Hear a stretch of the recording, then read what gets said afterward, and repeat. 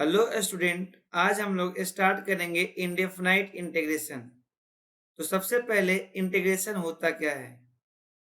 जो इंटीग्रेशन होता है वो डिफरेंशिएशन का रिवर्स प्रोसेस होता है। और इंटीग्रेशन को हम लोग एंटी डेरिवेटिव बोलते हैं।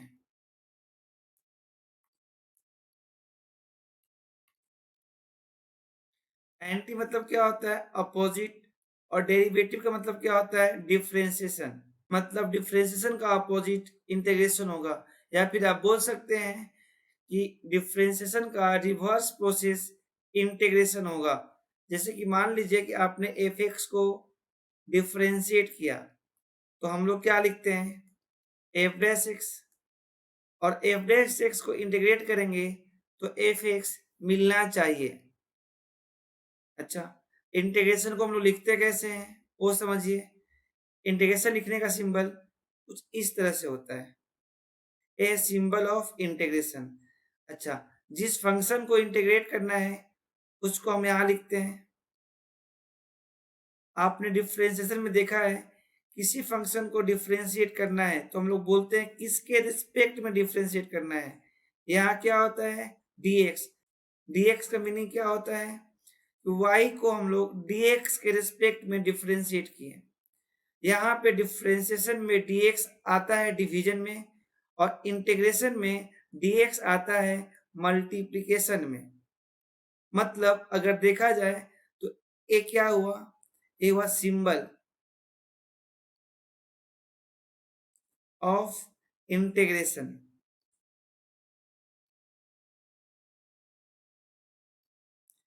ये हुआ फंक्शन जिसको इंटीग्रेट करना है, फंक्शन टू बी इंटीग्रेटेड।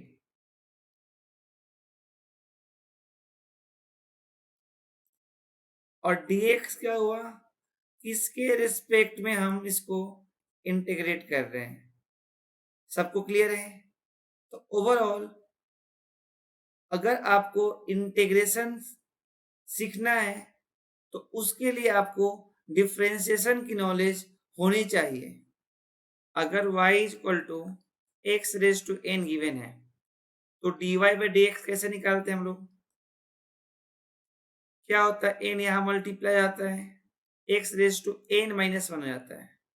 मतलब n मल्टीप्लाई आता है और ऊपर पावर एक कम जाता है। इंटीग्रेशन में उल्टा होता है। जैसे कि बताया हमने, इंटीग्रेशन का सिंबल ऐसा हो गया। मान लीजिए एक्स रेज टू एन को इंटीग्रेट करना है dx के रिस्पेक्ट में, तो यहाँ क्या हो जाएगा? X raise to n plus one upon n plus one. अच्छा, यहाँ पे प्लस सी ऐड करते हैं। प्लस सी क्यों ऐड करते हैं अभी देखेंगे थोड़ी देर में। लेकिन ध्यान दीजिए, डिफरेंशिएशन में क्या किया आपने? एन मल्टीप्लाई किया। इंटीग्रेशन में क्या किया आपने? एन प्लस वन डिवाइड किया। डिफरेंशिएशन में क्या होता है? ऊपर एक पावर रिड्यूस हो जाता है। इंटीग्रेशन में क्या होता है? एक बढ़ जाता है। जैसे कि मैं बात करूं, अगर y is equal to x raise to five plus four को डिफरेंशिएट करते हैं तो dy बाई डी एक्स क्या होगा? एक्स रेज टू फाइव है तो क्या हो जाएगा? Five x raise to four. अच्छा, इस फोर का डिफरेंशिएशन क्या हो जाएगा? जीरो। आपने देखा है कि जो डिफरेंशिएशन होता है वो इंटीग्रेशन का रिवर्स प्रोसेस होता है। मतलब अगर इसको हम इंटीग्रेट करेंगे तो हमको a मिलना चाहिए। देखते हैं, अगर हम इसको इंटीग्रेट करते हैं,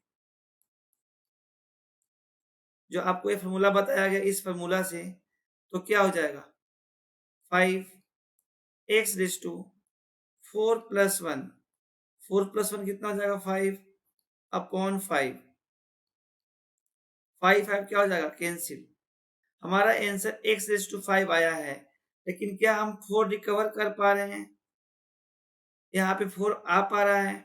अच्छा, यहाँ फोर के अलावा कुछ भी होता, फाइव होता, सिक्स होता, सेवन होता, हर क्वेश्चन के लिए डिफरेंशिएशन क्या हो जाता? जीरो हो जाता। इसीलिए हम लोग यहाँ पे इंटीग्रेशन के टाइम प्लस सी लिखते हैं, बराबर है। और इसी वजह से इस चैप्टर का नाम इंडेफिनाइट इंटीग्रेशन है। तो आज हमने फॉर्मूला क्या देखा कि अगर x रेज टू n को इंटीग्रेट करते हैं तो क्या आएगा, x raise to n plus one upon n plus one plus C आएगा। अगर मैं क्वेश्चन दूं रूट x का इंटीग्रेशन, अब यहाँ x के ऊपर पावर क्या है 1/2 dx। अच्छा 1/2 प्लस 1 करेंगे, यहाँ पे n की वैल्यू क्या है 1/2, तो ओवरऑल क्या आएगा x raise to 3/2 upon 3/2 plus C. तो एक क्या हो जाएगा 2/3 x raise to 3/2 plus C. मान लीजिए इंटीग्रेशन होता कुछ इस तरह से 4 dx। 4 क्या है कांस्टेंट है, तो कांस्टेंट को नॉर्मली हम बाहर निकाल सकते हैं। इंटीग्रेशन किसका हो जाएगा dx का। तो dx का इंटीग्रेशन क्या होगा, अगर आप इसको समझना चाहें तो आप लिख सकते हैं x रेज टू 0 dx। कुछ भी नहीं है तो क्या यहाँ पे 1 है, और 1 को लिख सकते हैं x रेज टू 0। अच्छा अभी जो आपने डेफिनेशन पढ़ा क्या था 0 प्लस 1 अपॉन 0 प्लस 1 प्लस सी। मतलब अगर इंटीग्रेशन ऑफ k dx होगा और k कांस्टेंट होगा तो आंसर क्या आएगा kx प्लस सी। तो नॉर्मली मैं अगर बात करूं इंटीग्रेशन ऑफ dx क्या होगा तो क्या लिख सकते हैं आप x प्लस सी। सबको क्लियर है यहाँ तक? अच्छा नेक्स्ट, अगर मैं सिंपली पूछूं integration of d of sine x क्या होगा। अब किसके रिस्पेक्ट में इंटीग्रेट करना है साइन x के रिस्पेक्ट में, तो डायरेक्ट आप यहाँ आंसर लिख सकते हैं साइन x प्लस सी। नहीं तो आप इसको ऐसे लिख सकते हैं d ऑफ साइन x क्या हो जाएगा डिफरेंशिएशन ऑफ साइन x क्या हो जाएगा cos x dx। अच्छा अगर साइन x का डिफरेंशिएशन cos x है तो cos x का इंटीग्रेशन क्या हो जाएगा साइन x प्लस सी।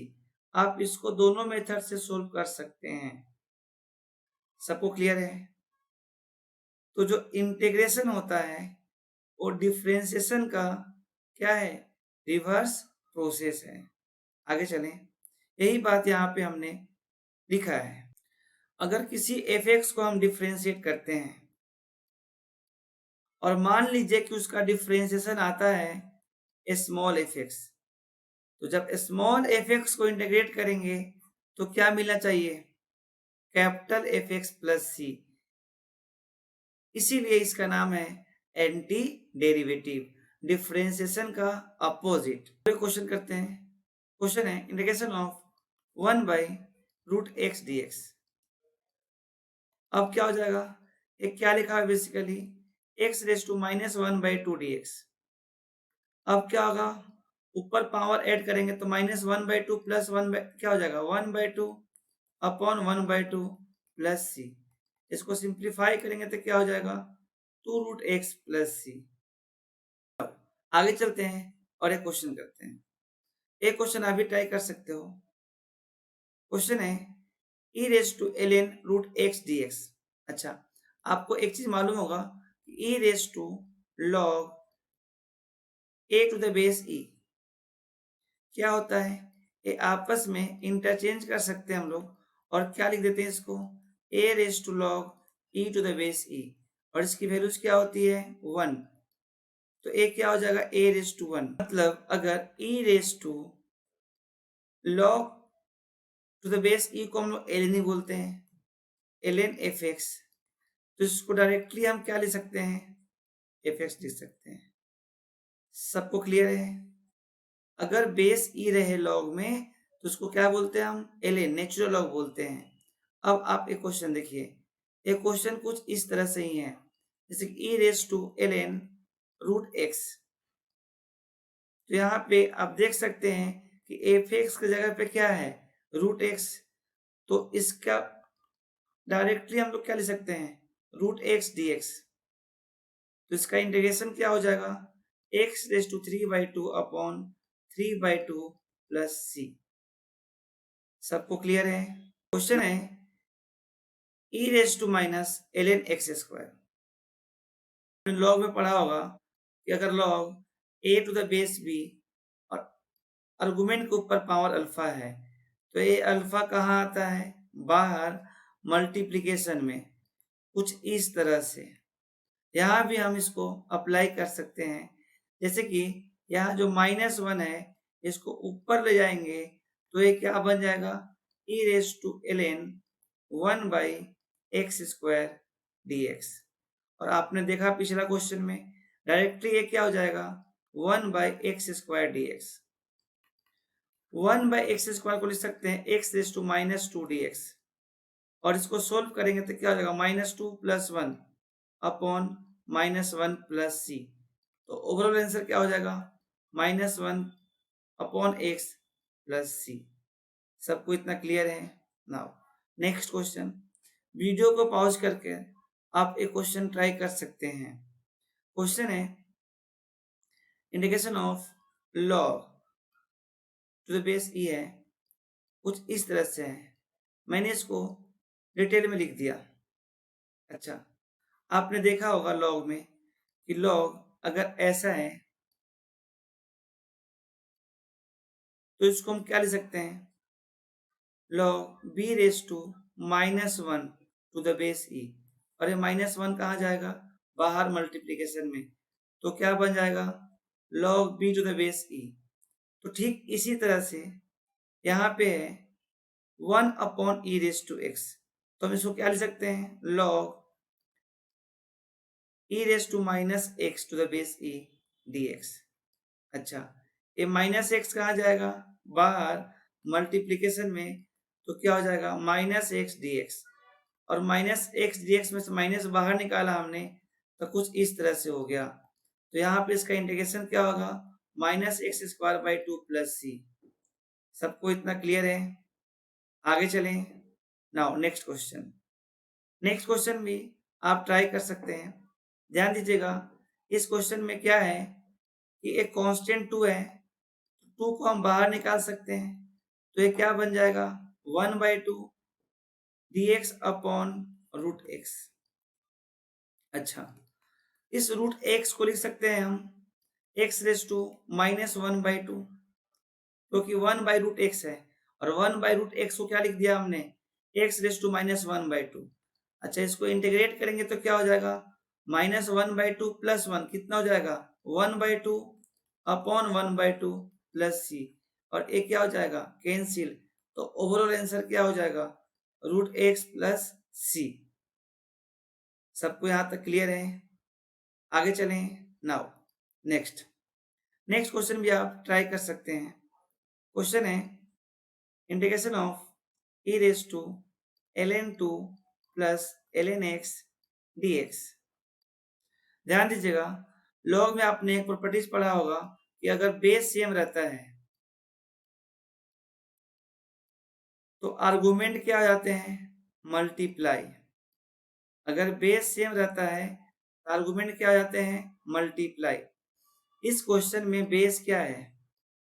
दोनों में बेस क्या है? एक में बेस ई है और दूसरा में बेस क्या है? उसमें भी बेस ई है। तो अगर बेस ई है तो आर्गुमेंट आपस में क्या हो जाएंगे? मल्टीप्लाई। और आपने स्टार्टिंग से देखा कि 2x और e क्या हो जाएंगे? 2x और e क्या हो जाएंगे? इंटरचेंज। तो ये क्या बन जाएगा? 2x dx। सबको इतना क्लियर है? यहाँ ऊपर में क्या बन जाएगा? log e to the base e। और आपको पता है कि log e to the base e क्या होता है? 1 हो जाएगा। तो इसका आंसर क्या आ जाएगा? 2x² / 2 plus c। 2 क्या हो जाएगा? कैंसिल। तो आंसर क्या आ गया? x² plus c। सबको क्लियर है इतना? आगे चलें। नेक्स्ट क्वेश्चन है, इसको आप ट्राई कर सकते हैं। क्वेश्चन है e raise to m ln x dx। सारे क्वेश्चंस में लॉग की प्रॉपर्टी यूज है। आपने देखा था अभी थोड़ी देर पहले कि अगर log a to the base b है और ये पावर अल्फा है, तो अल्फा कहाँ आता है? बाहर। किसमें? मल्टीप्लिकेशन में। तो कुछ उसी तरह से यहाँ पे है ln है, ln को आप क्या लिख लेते हैं? बेस ई dx। ये m कहाँ जाएगा? ऊपर। तो क्या हो जाएगा? e raise to log x raise to m the the base e dx। अब क्या होगा? e x raise to m और e आपस में क्या होंगे? इंटरचेंज। तो क्या हो जाएगा? x raise to m dx।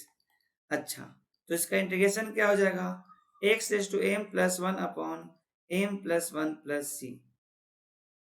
किसी को दिक्कत है यहाँ तक? आगे चलें। नाउ नेक्स्ट क्वेश्चन है 2 रेज़ टू ln x।